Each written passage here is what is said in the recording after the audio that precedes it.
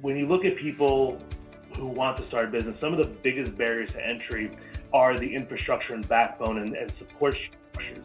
And that's really something we've set up very well here from the beginning, because as our business has grown, we've gone to numerous different components and aspects of our respective industry. So we had a full-blown R&D lab, 3D printing, things like that, which are really cutting edge. But giving somebody on our team the vision, hiring a manager to help go and develop this next level of products we're looking to bring on, giving them the resources they need to actually be able to do that, and the change. I do not believe in micromanagement. Again, that largely stems from the fact that we were growing so quickly that I couldn't be on top of them for every step of the way. I needed to entrust the people that I hired to have the best in mind, to be able to take my ideas and run with it with the best in mind for the company, and they've all done a very good job of doing that. Welcome to Grow Think Tank. This is the one and only place where you will get insight from the founders and the CEOs of the fastest growing privately held companies. I am the host. My name is Gene Hammett. I help leaders and their teams navigate the defining moments of their growth. Are you ready to grow?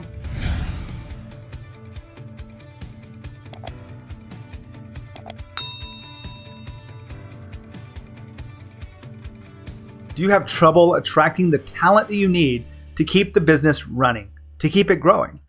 A talent is really important piece to this. And what I mean by talent is the right people to grow your business, the right people with the right skills, the right values. If you're not attracting those people on a regular basis, if you're not keeping them, you really are going to struggle as a leader and as a company. Today, we're going to be talking about attracting talent with your culture. Your culture is one of the key aspects of getting the right people. What I've seen over and over again is the right culture will accept the right people and develop them, and you won't have to fire people. They will ruthlessly let go of the people that aren't working out the way that needs to be. Now, you still have to make some hard calls as a leader and a founder, but you really do want to have the right culture. So attracting talent with your culture is today's topic. We have with us the founder of Fusion Health. Health is a really interesting kind of company that's software, but it's also in healthcare, but for the prison industry, very focused, but they've grown astronomically fast. They were number 556 on the Inc. list. They were at 10 million. Now they're over 20 million in revenue. They just hit 50 employees. And we're talking with the founder, Bryan Jackovcic. Bryan just really has a key insight on why employees are so important to the organization. He's going to share with you one big fact around why companies are able to attract the kind of talent they need, and they do that with culture. We're going to talk about how no one has ever left the company voluntarily. That's a pretty big statement. We're going to back that up in today's interview with Bryan. Before we dive into the interview, I wanted to remind you that you can actually get a tool that I've been working with clients with for the last couple of years. I've refined this tool that's gone through several iterations. Now we have it completely automated. You can actually go online and fill out the leadership quiz. To get the leadership quiz, just go to theleadershipquiz.com. That's pretty easy, right? Theleadershipquiz.com. What you will get when you do that is you will answer a few questions. You will see where you rate based on the core principles of fast growth companies. If you're ready to grow your company or you want to see where you are, then make sure you go to theleadershipquiz.com. Inside it, you will get insight to where you are, understand where you want to improve, and you will get them mapped into the 10 areas that are most specific to fast growth companies. Again, go to theleadershipquiz.com and you can get that right now. Now, here's the interview with Bryan Jakovcic, founder of Fusion Health. Hi, Bryan. How are you? Good. How's it going, Gene? Fantastic. I know you are a listener of the podcast, and we were interacting about your business growing so fast. You're just outside the Inc. 500, but tell us a little bit about Fusion Health. Sure. So Fusion Health is the nation's largest provider of electronic health records in the corrections industry. Started it years ago, but again, over the past several years, the entire industry has really kind of, taken off, and we're at the forefront of that, going up against some of the largest healthcare technology companies in the world. Before we cut on the interview here, we were talking about, some of the things going on in the business, and you were telling me about the first hires you made in the company. And when you were, creating a very niche-based business. Like, let's be honest, software and healthcare, but you're going after the prison industry.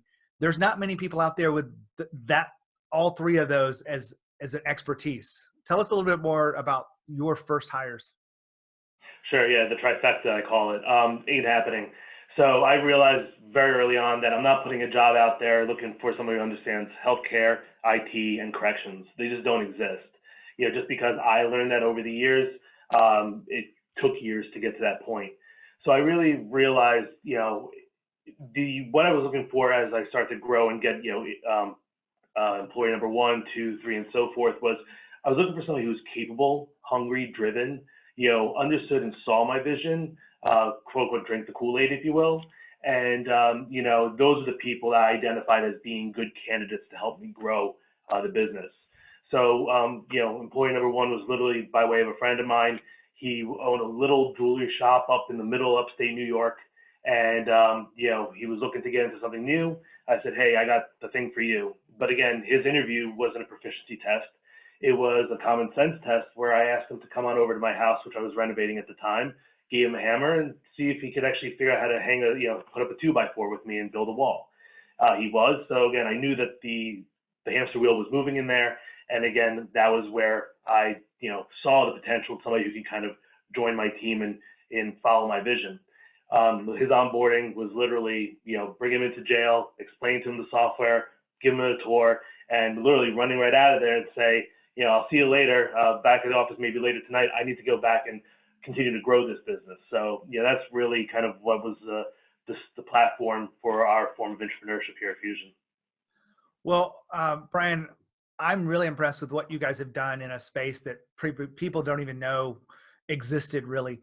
When I first talked to you, it was just kind of like, oh my gosh, that's so smart to be so focused on this. And you put your customers, like, you're there to serve your customers. You don't have the opportunity to lose a customer and replace them that often, because there's just not that many. They're not building many more penitentiaries.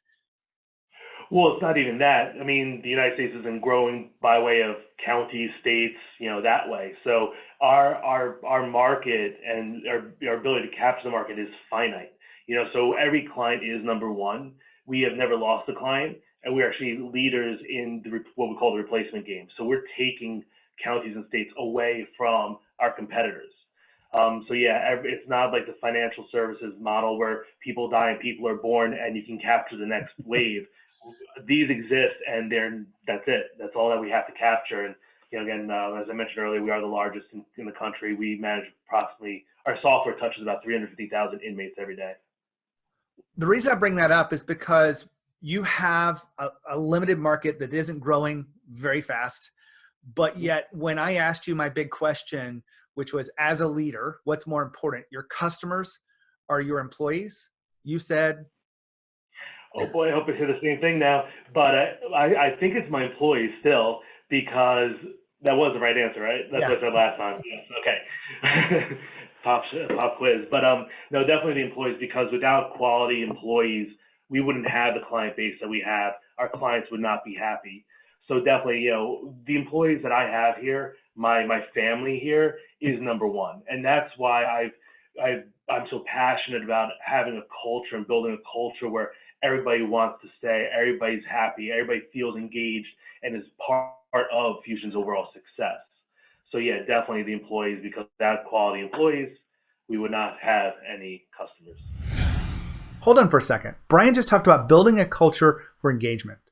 A lot of leaders will believe that we just need to pay our employees and they will show up and be fully engaged. Well, here's the reality. Pay is not enough. In fact, you want to create a culture and create leadership that aligns people together. They want to be aligned to a mission. They want to do meaningful work. They want to know that they're growing inside the organization. And a lot of the aspects behind that, you have to get right as a leader. And it's more than just what you pay them or the flexibility you offer or days off. Make sure you're creating a culture that can attract top talent. Now back to the interview. I'm writing that down here because I want to go deeper with you on this whole aspect of culture. When you talked about creating a business with culture and putting people first, you actually shared to me, again, some other data that I'm going to pull from the pre-interview, is you've never lost an employee out of their own will coming in and saying, I found something better. I found, you have let people go because they weren't a fit for what's going on. They didn't measure up to certain standards. Tell us just a little bit about why that was important to the business. No, definitely. Again, culture is huge here. As you grow, one bad apple can really affect the whole bunch. So that's one of the things I mentioned earlier, and you're correct. We've never had somebody leave under their own volition. Somebody coming in here and saying, I found a better opportunity. I found something that was a better fit. I found something that made me feel a larger sense of accomplishment, so forth. So yeah, with that said, that is true. And I'm very proud of that. When you look at the people who have come and gone, the ones that I typically term as the ones we voted off the island. So it's not even me walking in terminating the employee. I do it, when it is done, it's with a very heavy heart because of the level of investment that goes into, again, teaching somebody healthcare, corrections, IT. It's a bad day and a sad day when that has to happen. But again, to build a culture of positivity and productivity, everybody needs to jive and work well together. Otherwise, it can definitely have a hugely negative impact, on the business, and come close. I've gone too far a few times before we got rid of somebody. Well, Bryan, let's dive into this, because the big idea behind this interview today is everybody is struggling with attracting talent to their business. I have not met a business who is growing that was like, oh yeah, this is easy. They want the right people. They want those people to be as highly engaged and hungry, as you say, but also they want them to stay. They want their retention number to be as high as yours is, which almost virtually impossible. So let me ask you. No. Go ahead, I'm sorry. Sorry, I was just setting it up a little bit. The real question behind this is, you've set out to create a culture that attracts talent. Tell us about some of the key elements that you see as in the culture that attracts top talent. Sure. I mean, so we're based within, iView of New York City. So again, that's always been a challenge of ours, being based here in New Jersey. There's a lot of things, in my opinion, that go to attracting top talent. I'm across the board, based on pay scale, we're paying at least 90th percentile in salary and compensation packages. We offer a large number of PTO days on top of all holidays. We close down the last half of December for the Christmas time. So again, letting people re-energize, things of that nature. Again, more comprehensive package. When it came to the build out of our new headquarters here, we call it HQ4. We went from 6,000 square feet to 20,000. Again, in retrospect, 5 years ago, we were in less than around 500 square feet. So, we set out with HQ4 with a real mission to make it somewhere that was truly unique, to provide something that you'd only see in the downtown space in New York. Those things include a full-blown arcade, kitchen, activity-based workspaces, breakout rooms. Again, even we have a very heavy dependency on our own internal R&D.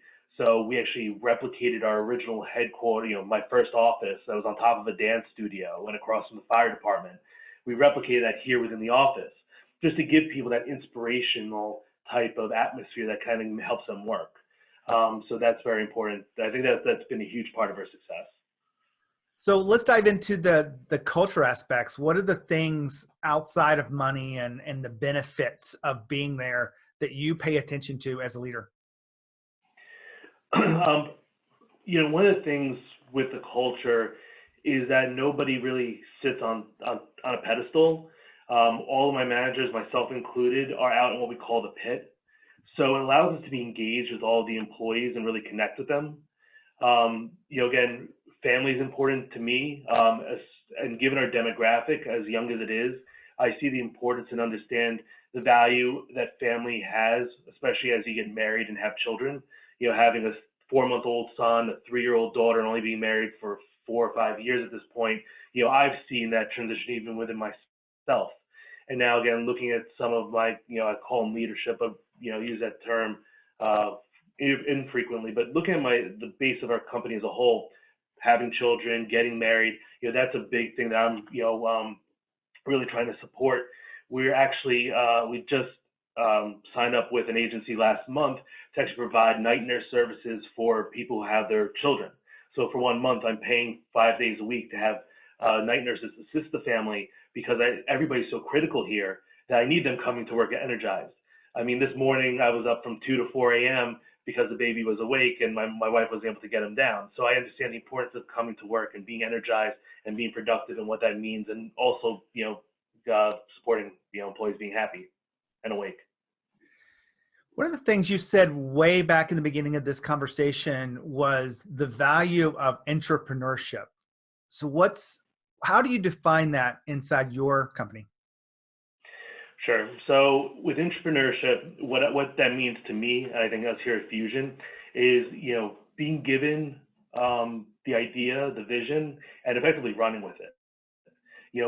One of the things I look for internally, and again with the build out of this space, is when you look at people who want to start a business, some of the biggest barriers to entry are the infrastructure and backbone and support structures. And that's really something we set up very well here from the beginning, because as our business has grown, we've gone to numerous different components and aspects of our respective industry. So we had a full-blown R&D lab, 3D printing, things like that, which are really cutting edge. But giving somebody on our team the vision, hiring a manager to help go and develop this next level of products we're looking to bring on, giving them the resources they need to actually be able to do that, and the chain. I do not believe in micromanagement. Again, that largely stems from the fact that we were growing so quickly that I couldn't be on top of them for every step of the way. I needed to entrust the people that I hired to have, the best in mind, to be able to take my ideas and run with it with the best in mind for the company. And they've all done a very good job at doing that. Hold on for a second. Bryan just talked about entrepreneurship. Now, what is really meant by this is a lot of people don't actually want to start their own businesses, but they want to be a part of something that is more than just a job. They want to create opportunity and value inside the organization. And us leaders, if we allow them to create that value, they feel that sense of entrepreneurship or entrepreneurship inside the business, and they want to solve problems. Entrepreneurs are out there looking at the world, and they're solving problems and raising the value to the organizations. And that's what employees want to do too. So if you want to encourage that, I will welcome you to it. But I also know the value long haul. I talk about how important employees are and how important it is for leaders to inspire people to feel that sense of ownership. That has a lot to do with this whole aspect of encouraging an entrepreneur spirit inside of our culture. Now back to the interview. I see this a lot with fast growth companies, and you use the word empowerment as a way to think about it. How do you encourage the level of empowerment necessary for first-time leaders to be the leaders that they need to be? It's okay to fail. It's always okay to fail. I mean, I failed. Everybody fails. It's okay to screw up. One of the things I think, reverting back to culture and empowerment and entrepreneurship, is a culture of openness. I realized early on when we first started bringing in, people I really did not know, was at first it was kind of a closed door. It was closed door, and I realized very quickly that was actually scaring people. Even though we were small, it was scaring people that a company of 5, 6, 7 at the time, there was a group, an inner circle of 4, which was pretty much everybody but 2 or 3. And again, promoting openness and instilling these methodologies that I kind of mentioned earlier allows them to go and try and fail, be open about it, own up to it, and say, okay, well, and collaborate with other people on the team to say, okay, this is how we're going to make it better, and this is how we're going to succeed. Don't be afraid to fall. We got the parachute. We'll catch it. Fusion Health seems to be a really good case study for what I call encouraging people to feel that sense of ownership. Mm-hmm. Right? It goes beyond just responsibility of I'm getting a check and I got this work to do, to I feel a part of what I'm doing. You mentioned the words inclusion. So you're including them into the process. You're empowering them. You believe in transparency. A lot of leaders are afraid of these concepts because it almost seems like they lose control because they're giving more control to the employees. But because of what you believe, that's what's made you grow as fast as you've grown. Would you agree to that? Definitely. I think, by being closed doored, you're biting your nose off to spite your face. The objective is that you're going to grow into such a big business, into you're going to grow this amazing thing that people are going to know anyway. People who tell me, oh, you let them know about the finances. I might revert back to them is, well, do you ever want your company to go public? And they say, oh, yes. Well, your numbers are going to be out there anyway. So what are you preventing here? One of the big things, one of the things that was huge in my opinion, I'm a huge advocate for it in our growth and ability to scale was the use, and I will also say the bastardization of a system called Jira made by Atlassian. When you go into our office, the pit, we have TVs plastered all over, which actually have all the tasks, issues, everything that's being done in the organization. And one of the things, it's literally a part of our onboarding process now. There's a PowerPoint deck for Jira onboarding, and there's a quote by me pretty much saying, if you need something done, it is your job to Jira that person, because they cannot hold you accountable if you don't get it done, or you cannot hold them accountable if that task is not completed. Because again, in a startup and when a company is growing so fast, there's so much that needs to get done. And I realized when we had our administration meetings that every week we were coming back and it was like, did you get this done? Oh no. Did you get that done? Oh no. And every week it just kept piling on and piling on. And there was, we needed a better system. So I diverged a little bit, but that's a huge component, I think, to our success and to being able to manage and support each other. And so that's an open display of what's going on inside the company. These TVs, do they have different things on them, or they all have the same stuff? No, they're all different depending on teams, things like that. So the business development team has their own unique one, which shows all the RFPs and responses they're going through. The systems development team, they have their own. The support team has their own, and the implementation team, we call the execution team, they have their own too. So again, everything's rolling up. Everything is individualized per the departments, but everything rolls up also on other TVs too.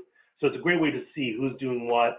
Give a kudos to somebody who might be doing a little extra on the weekends or even today. It's very transparent. People could see that. I've seen this with a lot of people, and this is a level of transparency that most companies are trying to resist. But being able to know what we're working on as a team, how people are performing inside this, opening that up really does allow the people who don't want to work to weed themselves out, and the culture to kind of do the policing for you, because you use the term vote them off the island. It's almost like you don't have to select or fire someone. Your probably team is rising up saying, look, we've worked with Jack and Jack's just not getting it done. Is that fair? That is so true. I less now because just how we've grown and actually added the managers to actually own hiring people for the respective teams. But I always said, either in the past it used to be during the interview process when I was directly involved, or now it's pretty much on day one, which is, if I don't talk to you, it's because I'm disappointed. I just don't know another way to visualize it or communicate that to you. So you're in a good spot with me if I'm always talking. But the truth of the matter is that your team is going to be the most critical of you, because they pour their life and soul into what they've done here, that they're not going to let anybody come in from the outside and taint that. So yeah, I mean, it can, especially with the developers, it gets a little vicious, but you could tell pretty quickly if that person is not pulling their own weight. And again, we try and nip it in the butt. We have one of the things I think has been good is the way we structure our reviews internally for up to for the employee review for up to a year.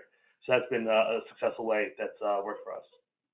Well, fantastic, Bryan. I really appreciate you sharing some of your wisdom about how you think about attracting talent through your culture, and some of the steps you've done and some of the technology you've put in place to allow that, and how your leadership has evolved from years ago in 500 square feet to now what you call HQ4. So thank you for being here. No, definitely appreciate it. And thank you. Powerful interview here. I really love this aspect of using culture as a central point to make sure that the organization is running smoothly and is actually growing fast. We cut off the recorder. I talked to Bryan about the company, and he's just really lit up about how the company is able to self-manage itself, how the leaders and the managers of people are organized around the work and around the people. Make everything work with ease. So I say all this to you because your organization probably is not running at the optimal level. We all have to go through stages of improvement. These defining moments will determine whether you continue to do this with ease or will you do this with stress and pressure. I'd love to reach out to you and talk to you about your business. Make sure you reach out to me through your email, gene@genehammett.com, where we can talk about the things that are going on in your business. I'm not here to try to sell you something, but I am here to serve you. So if you want to reach out and talk about your business and your leadership and your growth, just email me, gene@genehammett.com. As always, lead with courage. We'll see you next time.